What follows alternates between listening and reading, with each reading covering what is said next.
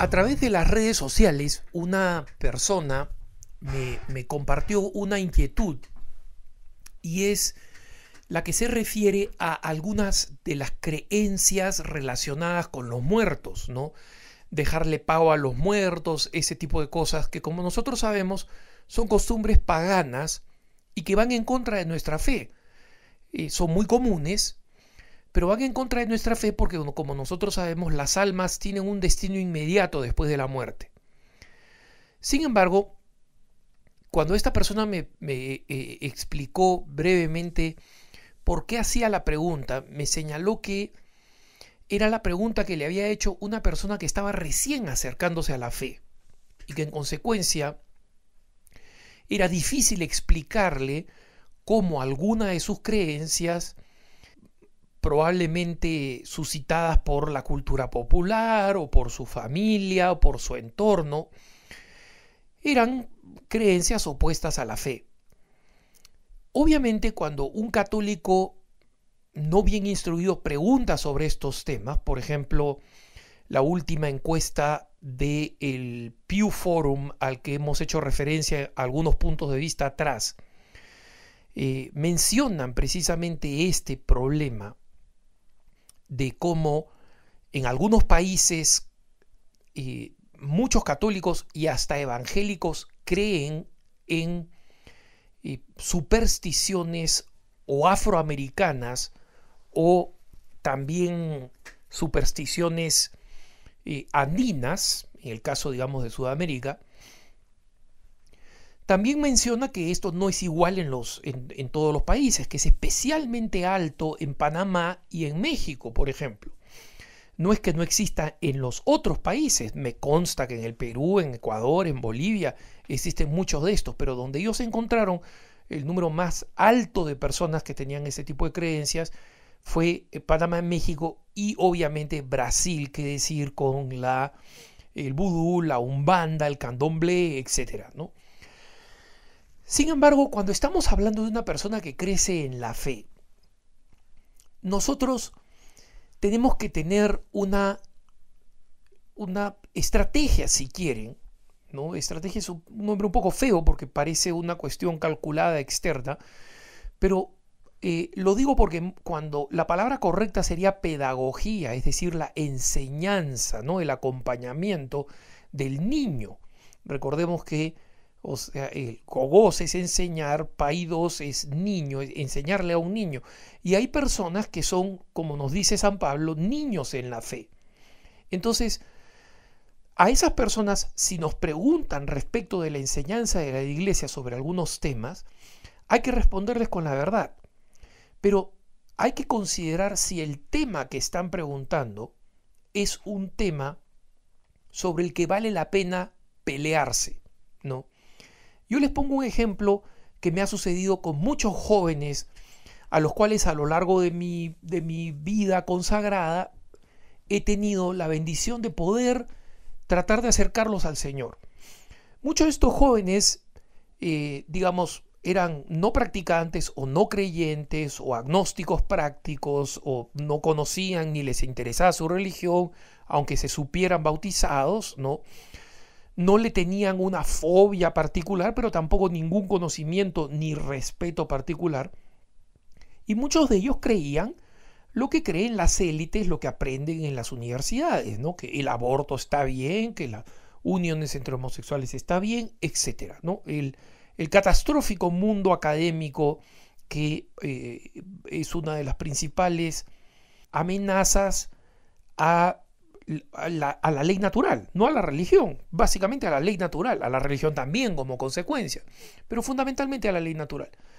Entonces, cuando estas personas me preguntaban lo que la Iglesia enseñaba sobre el aborto, y estas personas me decían, mira, yo no estoy de acuerdo, dado que estas personas estaban recién comenzando por el camino de la fe, no valía la pena, era absolutamente inútil discutirle a esta persona el tema del aborto y de la enseñanza de la Iglesia.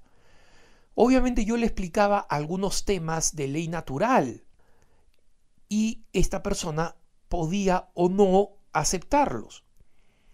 Pero para una persona que recién está comenzando a conocer a Jesucristo, necesita conocer el amor de Jesucristo, necesita conocer luego cómo relacionarse personalmente con Jesucristo. Entonces va a pasar del conocimiento al amor.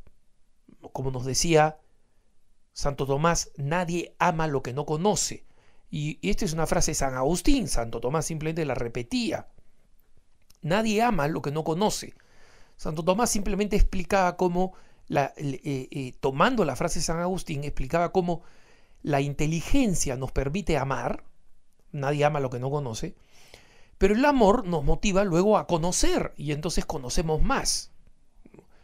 Y por eso, por ejemplo, esposos que se aman cada vez tratan de conocerse más, ¿no? Y es una de las cosas, si quieren, hermosas del matrimonio, que siempre los esposos, incluso después de muchísimos años, siguen teniendo algo misterioso, algo fascinante para el otro, porque siempre hay algo nuevo que descubrir. ¿Por qué? Porque el amor impulsa a un mayor conocimiento. Entonces, en el proceso de evangelización es lo mismo.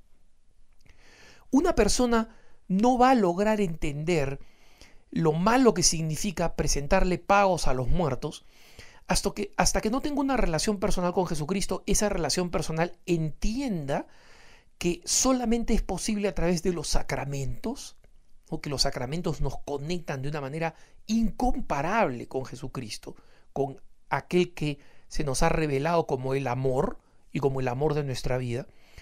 Y ninguna persona que llega a los sacramentos queda sin conocer aquello que nos proporciona los sacramentos, que ha sido fundada por Jesucristo justamente para que nos dé los sacramentos, que es la Iglesia. Y cuando descubre el misterio de la Iglesia como el sacramento de salvación, entonces va comprendiendo que esa Iglesia tiene una doctrina, pero que esa doctrina surge de ese amor de Jesucristo. Y en consecuencia comprende que Jesucristo en su infinito amor ha creado un camino específico para los muertos, y esos muertos no necesitan un pago.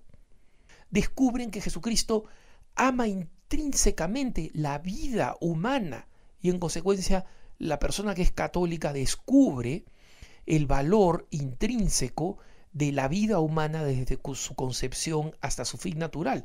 Y es así como va comprendiendo determinadas doctrinas que hoy en día muchos católicos de nombre dicen: yo no estoy de acuerdo con la iglesia que enseña en contra del aborto, no estoy de acuerdo con la iglesia que no se tengan relaciones sexuales fuera del matrimonio. Claro que no comprenden por qué, claro que no están de acuerdo porque no conocen la doctrina católica, no conocen la esencia, y la esencia es el encuentro personal con Jesucristo. Pero ¿cómo nos encontramos personalmente con Jesucristo? Hay dos opciones: o la manera subjetiva que nos presentan nuestros hermanos protestantes, que es tú vibras, te sacudes, ¿no? te estremeces, o tú tienes la certeza objetiva de que Jesús viene a ti a través de los sacramentos. Recibes la Santa Eucaristía y Jesús está contigo, no de una manera espiritual, no de una manera simbólica, de una manera real y absoluta, con más certeza que la persona que tienes a tu costado, porque está en ti. Entonces, cuando comprende ese misterio de la Iglesia, comprende que ir a misa es nutrirse de este amor y no cumplir con una norma para que Dios no se enoje. Entonces, a partir de ahí, de ese corazón, es como una especie de explosión atómica, si quieren. La explosión atómica sucede en el centro del explosivo. Allí está donde está toda la fuerza y toda la energía. Y a partir de ahí, cuando la fuerza de ese amor estalla en todas las direcciones e irradia la realidad.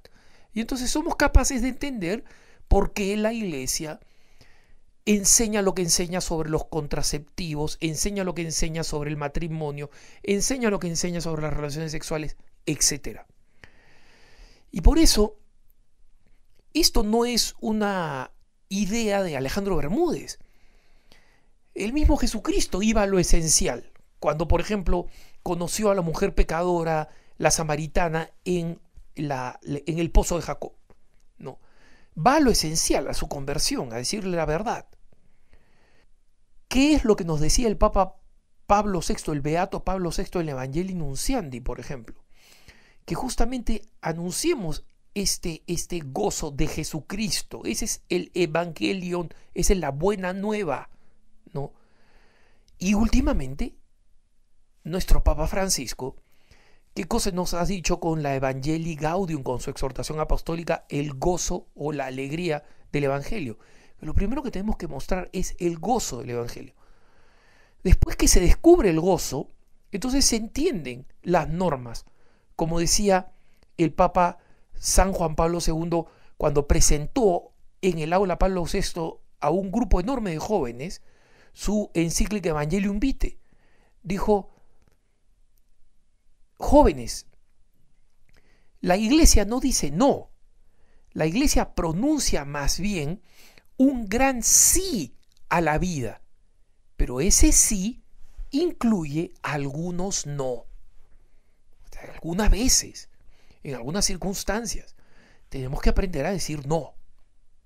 Pero una vez más, esos no, el cristiano convertido, la persona que ha sido acercada a Cristo y al amor a la iglesia, va a poder comprenderlos. Entonces, en muchas ocasiones, la prudencia evangélica nos pide que no abordemos ni discutamos temas que una persona que está en proceso de conversión no va a poder comprender, sino cuando comprenda lo esencial, que es el amor de Jesús, y ese amor que la ha llevado a Jesús a establecer la iglesia como sacramento de salvación. Que tengas un buen día.